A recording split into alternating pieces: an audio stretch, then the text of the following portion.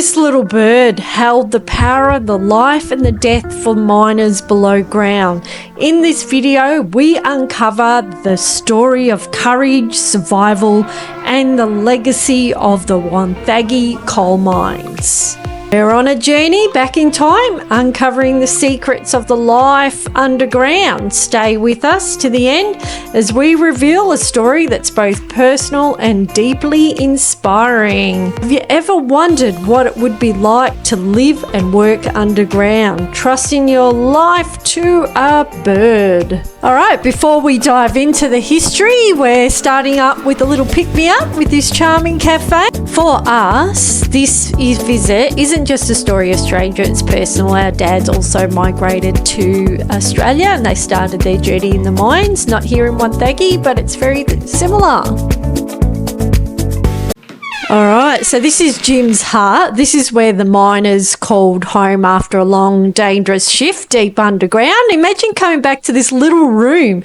Small, barely enough space to stretch out, clothes hanging up to dry, an old radio for the connection to the world. This just isn't a hut. It's a reminder how tough life was. Could you survive this? Could you live here and go back down every day? Come on everybody, do a tour. Beneath our feet, an entire world of coal mine thrived. Looking at this map, 100 of miles of tunnels stretching deep into the earth, miners risk their lives here daily, knowing a simple mistake could lead to a disaster. So we're about to step into the world ourselves. So what do you think? We will be down there, dark, cold, dangerous? We're about to find out. Miners used to carry these lockets like this. It was engraved with their names on it. It was a symbol of their identity, just in case they never made it back. Here we go, down to the heart of the mine. It's cold, it's dark, then you can imagine, and the air feels thick with history.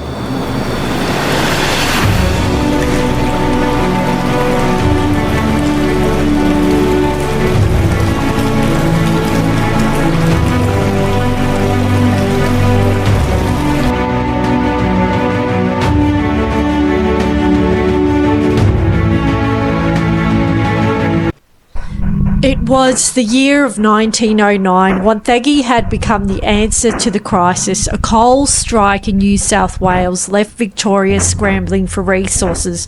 With urgency, the state coal mine was born, its workers risking its all to power an entire state.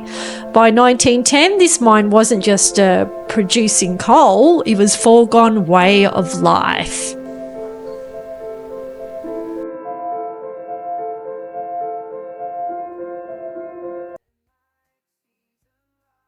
So they used to use canaries. It was a life and death balance.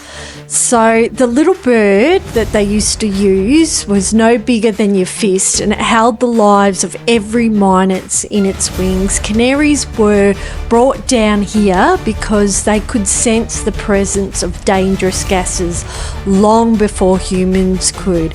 If a bird stopped singing, it meant you only had minutes to escape. Can you imagine? Life or death decided by a single bird. What rat? What is he talking about? Is he serious? Oh God.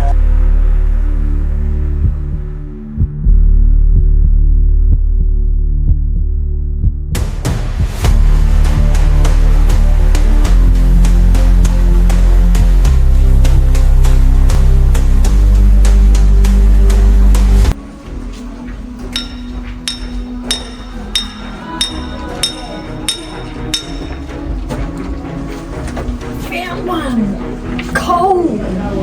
Yes. Deep within the tunnels where the darkness surrounded them, communication was essential for the miners. They relied on the taps on the pipes, the rings of the bell, or even vibrations through the walls to stay connected. These simple signals weren't just practical, they were a way for the miners to work together, share information, and ensure that everybody was on the same page. It was a system built on trust and teamwork, ensuring that no one was ever truly alone in the depths of the mine. Could you rely on the simple sounds to stay connected in the dark? Let's explore the language that kept the miners working as one.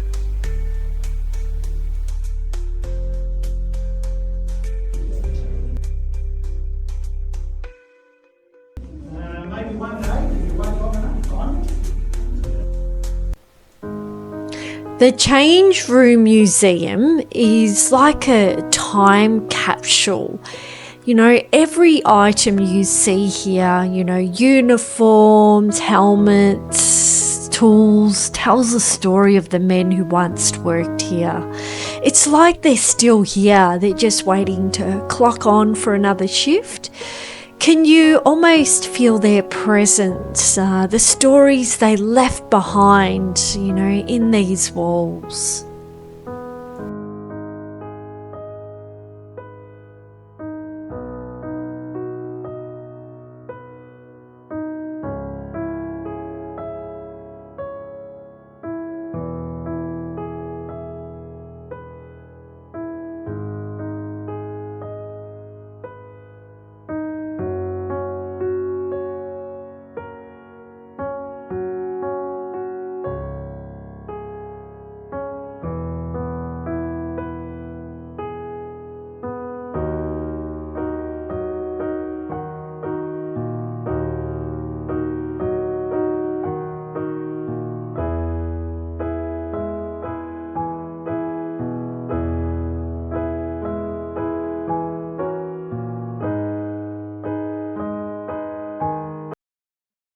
After a long shift underground, the steam train was the miners' way of transporting coal and themselves back to the world above. So it's not just a train, it's a symbol of hard work, of surviving the darkness and returning to light.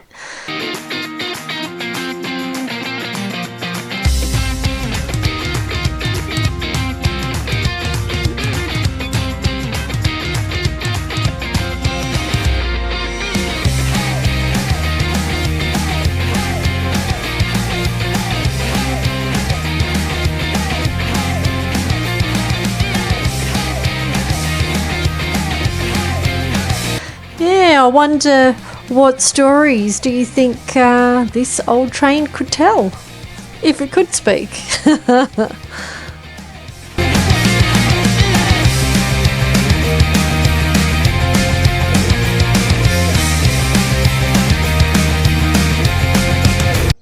Behind every miner was a family. The ladies of Wonthaggi carried the weight of their community, keeping homes warm, raising children, fighting for better conditions.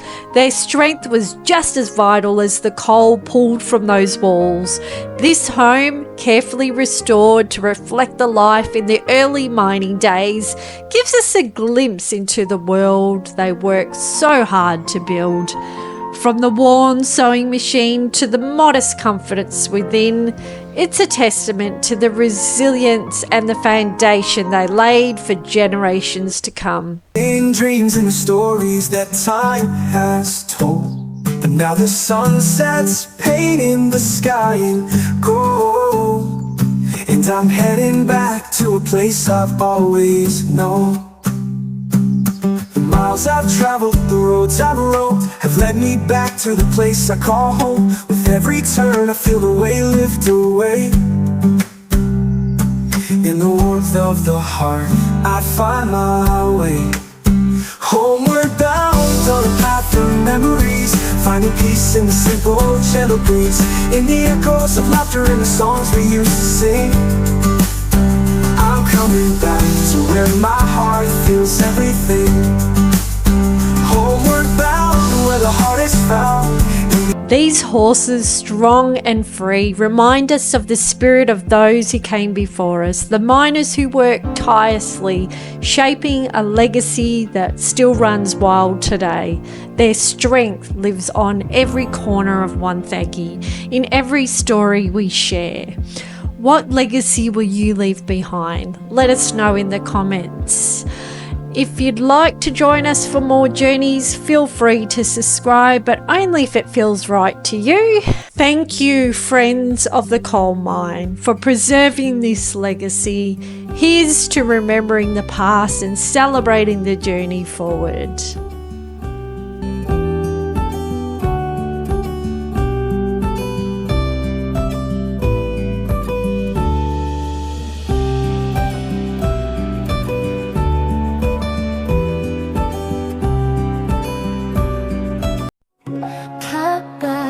We're leaving soon, underneath the silver moon.